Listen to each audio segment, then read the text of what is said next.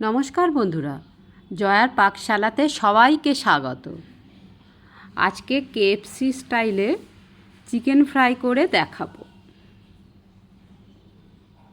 বাচ্চা বড় সবাই এই কেএফসি স্টাইলের চিকেন ফ্রাই খেতে প্রচণ্ড পছন্দ করে।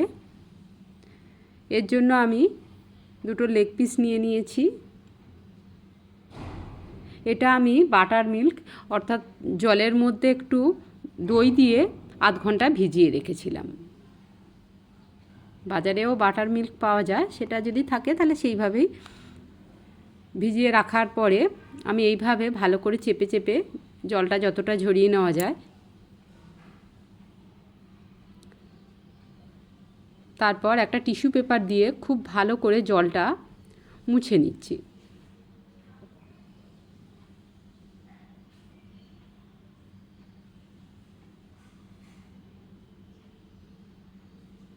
একটু চেপে চেপে এইভাবে মুছে নিলে চিকেনটা থেকে একদম জলটা বেরিয়ে যাবে।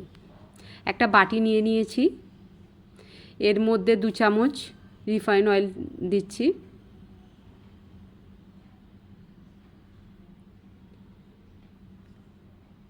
অরিগ্যানো দিচ্ছি 1 চামচ,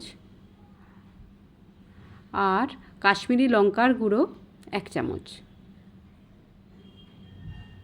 এর মধ্যে ভিনিগার 1 চামচ দিলাম। ভিনিগার না থাকলে আপনারা লেবুর রসও দিতে পারেন। আর সামান্য একটু নুন দিলাম 1/2 চামচ। দিয়ে এটা খুব ভালো করে মেখে নিলাম, মানে ঘেঁটে নিলাম। এবারে চিকেনের মধ্যে এই মিশ্রণটা খুব ভালো করে কোট করে নিতে হবে।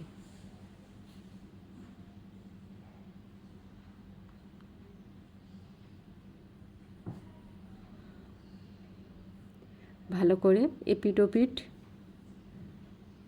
ভালো করে এইভাবে কোট করে নিয়ে নিচ্ছি।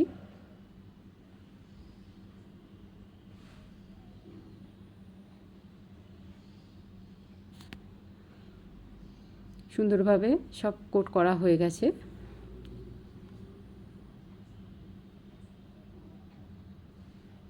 এইভাবে আমি 15 মিনিট রেখে দেব।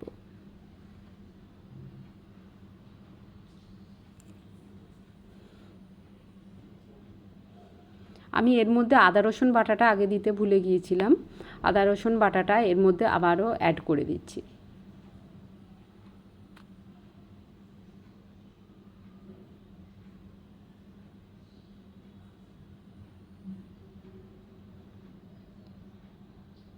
এইভাবে চিকেনটা যদি মাখিয়ে রাখা যায়, এর মধ্যে খুব সুন্দরভাবে সমস্ত মশলাগুলো যায়।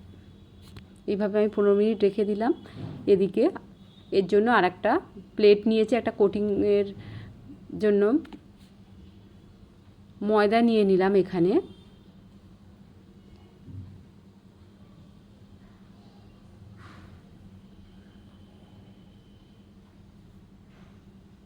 6 টেবিল চামচ আমি এখানে ময়দা নিয়েছি, আর 6 টেবিল চামচ এখানে কর্নফ্লাওয়ার নিয়ে নিলাম। গোলমরিচের গুঁড়ো 1/2 চামচ দিলাম, নুন দিলাম 1/2 চামচ, আদা রসুন বাটাও 1/2 চামচ দিয়েছি। 1/2 চামচ করে আদা 1/2 আর রসুন 1/2 চামচ দিয়েছি। লঙ্কার গুঁড়ো দিলাম 1 চামচ। দিয়ে সমস্ত কিছু ভালো করে মাখিয়ে নিতে হবে। কোটিংয়েতে যদি এইভাবে মশলাটা দেওয়া যায় তাহলে চিকেনের মধ্যেও মশলাটা বেশ কিছুটা ঢুকছে। আবার কোটিংয়ে করলে ওপরের যে কোটিং করাটা থাকে সেটা খেতে মশলা না দিলে একদমই ভালো লাগে না। এইভাবে করলে অসাধারণ টেস্ট হয়। 1 চামচ জল ওপর থেকে আমি ছিটিয়ে দিলাম। এইভাবে যদি করা যায় চিকেনের উপরটা খুব সুন্দর, যে অরিজিনাল যেভাবে কোটিংটা দেখা যায় সেই রকমই কোটিংটা হয়। আর একটা বোল নিয়ে নিয়েছি, এর মধ্যে একটা ডিম ভেঙে দিলাম। আমি এর মধ্যে 2টো ডিম ভেঙে দিয়েছি, আর একটু নুন দিয়েছি। আর যে মশলাটা করে চিকেনের গায়ে মাখিয়েছিলাম তার থেকে একটু বেশি ছিল, সেইটা এর মধ্যে দিয়ে দিলাম।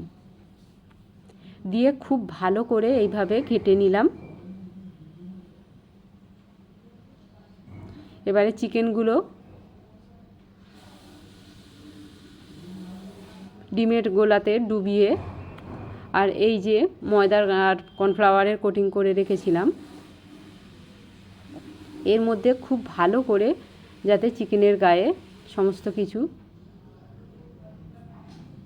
এইভাবে চেপে চেপে নিলে খুব ভালো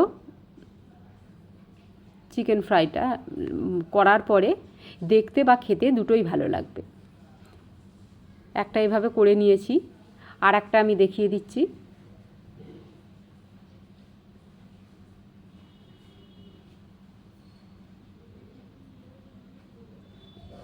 আরও একটা সেম প্রসেসে করছি।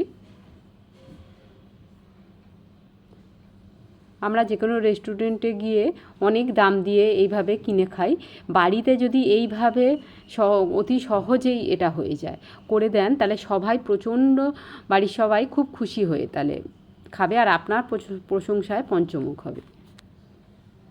একটা কড়াই বসিয়ে নিয়ে তার মধ্যে পরিমাণ মতন তেল দিয়ে দিয়েছি। তেলটা মিডিয়াম গরম, খুব গরম করিনি, হাই ফ্লেমটা করিনি, মিডিয়াম গরম করে আমি এগুলো দিয়ে দিচ্ছি। আর ফ্লেমটা একদম মিডিয়াম টু লোতে রেখেছি, যাতে খুব ধীরে ধীরে এটা ভাজাটা হয়। আর ফ্লেমটা যদি বাড়ানো থাকে তাহলে ওপর থেকে কালার এসে যাবে, কিন্তু ভিতরে কাঁচা থেকে যাবে, তখন একদমই খেতে ভালো লাগবে না। এটা একটু সময় নিয়ে 7-8 মিনিট সময় নিয়ে এটা ভেজে নিতে হবে। একদিকটা হয়ে গেছে যেতে আমি আরেক দিকটা উল্টে দিয়েছি।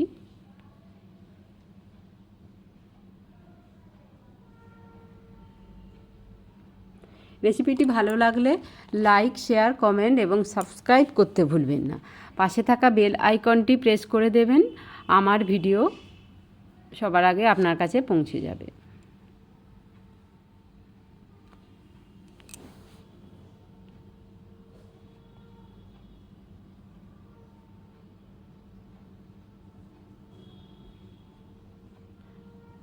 একটু সময় নিয়ে এইভাবে এটা ভেজে নিতে হবে।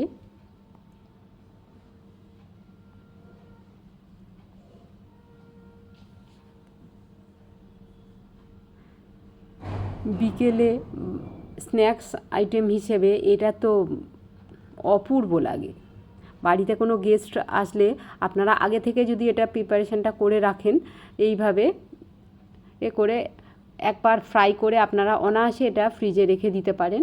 তারপর যখন পরিবেশন করবেন তার কিছু আগে বের করে এটা আবার দ্বিতীয়বার তো ফ্রাই করতে হয়, সেটা ফ্রাই করে আপনারা পরিবেশন করতে পারেন।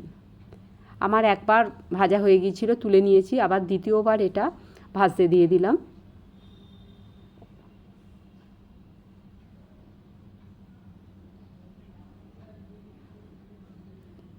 এটা যেহেতু একবার ভাজা আছে, খুব কম সময়ে এটা জাস্ট 1-2 মিনিট এটা ভাজলেই হয়ে যাবে। এটা হয়ে গেছে, দেখুন কত সুন্দর লাগছে। কেমন লাগলো অবশ্যই জানান।